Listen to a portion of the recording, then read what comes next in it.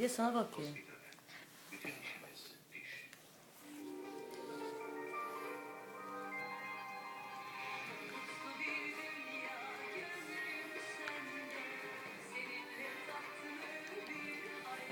Efsane, masal tadında. Sebahat. Alınca çıtır gofret, tazecik fındık, mis gibi özel kakaolu krema ve bolca sevgi. Alınca sadece sana özel. Wenn wir zusammen unterwegs sind, ist immer total viel los. Da machen wir 1000 Sachen, weil jeder was anderes machen will.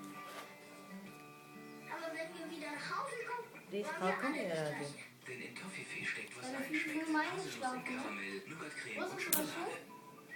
Mit Toffifee sind wir Ya da irgendwie dönemiyor. zusammen.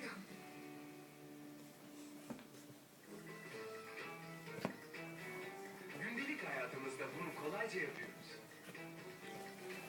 Western Union'la dünyanın her yerine para göndermek ve almak da bu kadar kolay. Uluslararası para gönderme alma servisi Western Union tüm dünyada 200'ün üzerinde ülke ve bölgede. Western oluyor? Union postane ve bankalarda.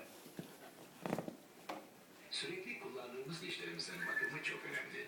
İster küçük, ister büyük, ister sabah, ister akşam. Hey, ya öğle yemeği sonrası. Extra Professional, mikrokanüllü, hissedilir temiz dişler için. Her öğlen Extra Professional. Önceli, sonra çiğni.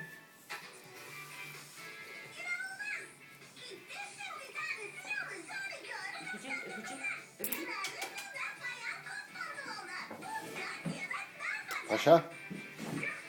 Kick ist eben besser, als wie man denkt. Akıllıca seçimdir. Türksel Euro sunar. Yıllarca beklenen Kıraç geliyor. 28 Ekim Köln. 29 Ekim Frankfurt.